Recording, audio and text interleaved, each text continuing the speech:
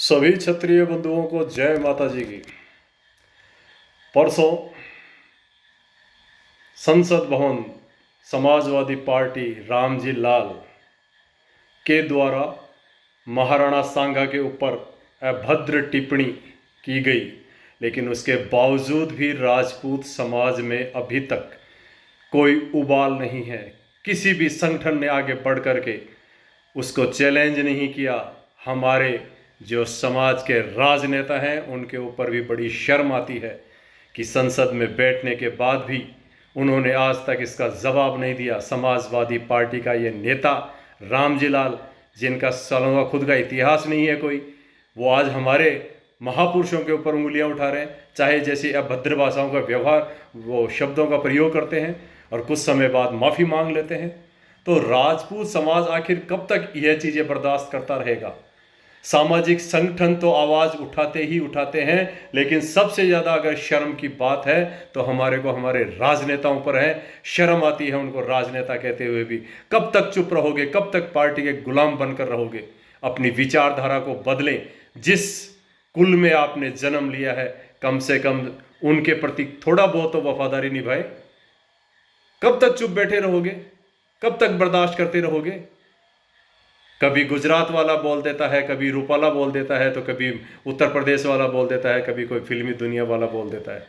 मजाक बना रखा है राजपूत समाज को, क्षत्रिय कुल को मजाक बना के रख दिया इन लोगों ने। कभी बागेश्वर धाम बोल देते हैं। कब तक चुप रहोगे? और मैं कहता हूं माफी मांगने से कुछ नहीं होगा। राजपूत समाज को इन लोगों ने टारगेट कर रखा है।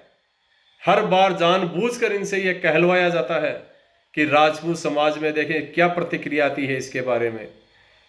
लेकिन वो सही है, राजपूत समाज के द्वारा, किसी भी संगठन के द्वारा, किसी राजनीतिक पार्टी के अधिकारियों के, वो पार्टी के जो विधायक वगैरह, सांसद वगैरह, उनके द्वारा, यहाँ तक कि हमारे जो अधिकारी वर्ग हैं वह भी नहीं बोल पाते, ना ही सपोर्ट कर पाते। यहाँ तक कि जो अधिवक्ता वर्ग है, कम से कम वो तो कर सकते हैं ना। अधिकारी वर्ग तो नहीं बोल पाते, लेकिन अधिवक्ता समाज की रीढ़ की हड्डी है, वह क्यों चुप है? उनके संगठनों को आगे आकर के इसके खिलाफ मुकदमा दर्ज कराना चाहिए और सार्वजनिक रूप से माफियाओं से काम नहीं चलेगा। टिट फॉर टैट, यह नीति जब तक नहीं अपनाएगा राजपूत समाज, जब तक हमारे महापुरुषों पर अभद्र भाषाओं का प्रयोग यह लोग यूं ही करते रहेंगे। आज कमी होती है उस व्यक्ति की, ठाकुर सुखदेव सिंह जी गोगामेडी। अगर आज वो जिंदा होते तो अब तक उनका बयान आ चुका होता, राजपूत समाज पूरा उग्र हो चुका होता, और अन्य समाज के संगठनों के भी पदाधिकारी हैं, उनके भी कहीं न कहीं वीडियो आ चुके होते। समाज का दबाव बहुत बड़ा होता है, सामाजिक संगठनों का दबाव बहुत बड़ा होता है, लेकिन कब तक चुप रहोगे मैं ये समझ नहीं पा रहा हूँ। हर आदमी चाहे जैसे बयानबाजी कर देता है और फिर माफ़ी मांग लेता है, तो माफ़ी मांगने से चल जाएगा क्या? कुछ दिन पहले हमारे राजस्थान के ही अर्जुन जी मेघवाल, केंद्रीय मंत्री, उन्होंने भी फिर पहले बोल दिया और फिर माफ़ी मांग ली। मीराबाई पे टिप्पणी करी थी उन्होंने। तो हर बार ये राजपूत समाज को क्यों टारगेट किया जाता है, इस बारे में सोचनीय विषय हो गया है।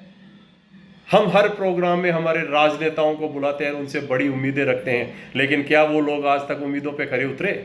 आज राजस्थान के अंदर एक भी चेहरा ऐसा बता दो जिसके पास में राजपूत समाज जाके अपनी गुहार लगा सके, जो अपनी दुख दर्द उनको बता सके।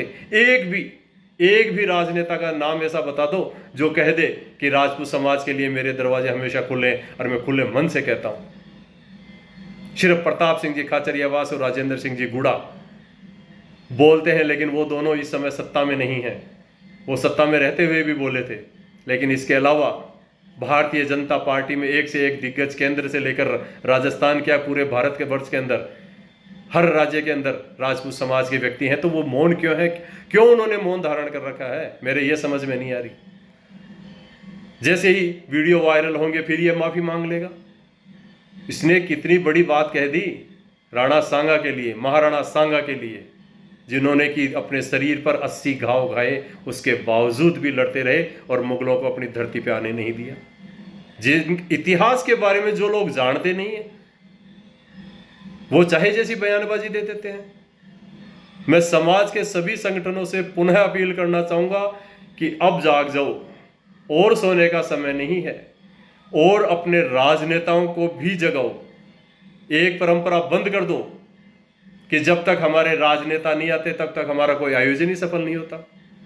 मैं तो कहता हूं कि इनकी जगह आप आईएएस को बुलाओ, आईपीएस को बुलाओ, आरजेएस को बुलाओ, जज को बुलाओ, वो फौज में जो ब्रिगेडियर है, कैप्टन है, कर्नल है, उनको बुलाओ, डॉक्टर्स को बुलाओ, प्रोफेसर को बुलाओ। जब भी कोई सामाजिक आयोजन होते हैं, जो हमारे समाज के अधिकारी हैं जैसे जज वगैरह, उनको बुलाओ आप, ताकि बच्चों को कुछ मोटिवेशन मिले। हर बार हर प्रोग्राम के अंदर हम इन लोगों को बुलाते हैं जिनसे आज तक समाज को कोई फायदा नहीं हुआ। देश को आज़ाद हुए करीब 77 साल होने को आए, उसके बावजूद भी इन राजनेताओं ने समाज को क्या दिया? समाज के नाम पर इनको टिकटें जरूर मिलती है, लेकिन यह समाज को क्या देते हैं, यह हमने कभी नहीं सोचा। जब तक आप लोग इनको आईना दिखाना शुरू नहीं करोगे, राजनेताओं को समझ में नहीं आएगा। हमारे समाज के राजनेताओं की बात कर रहा हूं मैं, अन्य समाज की क्यों करूं? इतनी बड़ी बात महाराणा सांगा के लिए उन्होंने कह दी, उस व्यक्ति ने, रामजी लाल जो भी है, समझ में नहीं आता है। समाज, राजपूत क्षत्रिय समाज को हो क्या गया है? इतना मौन धारण क्यों कर रखा है? सिर्फ व्हाट्सएप खेल लेते हैं हम लोग, इससे ज्यादा कुछ नहीं कर पाते। उठो, समय है अभी भी, कर दो एक उग्र प्रदर्शन अपने भी राजस्थान के अंदर।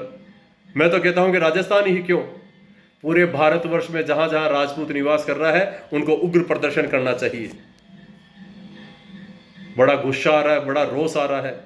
हम हमारे हर बार हमारे राजनेताओं की तरफ देखते हैं कि कहीं कुछ उनका बयानबाजी आए, उनसे जाके कहे संसद या विधायक जो भी है हमारे, उनसे बातचीत करें संसद में, वो वापस अरे माफ़ी मांगने से काम थोड़ी चलेगा। हर बार कोई ना कोई कुछ कह देता है और माफ़ी मांग लेता है। तो मैं सभी सामाजिक संगठनों से यही अपील करना चाहूँगा कि अब सो मत। बहुत ज़्यादा पहले हमें फिल्मों के माध्यम से बदनाम किया गया, और अब राजनेताओं के द्वारा हमारे महापुरुषों के ऊपर, जिन्होंने इस देश को बचाने के लिए सर्वस्व न्यौछावर कर दिया, हमेशा टारगेट करते रहते हैं।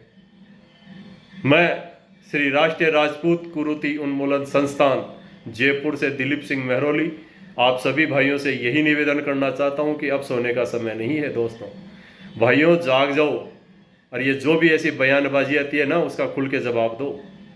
सभी भाइयों को जय माता जी की, जय गोपीनाथ जी की।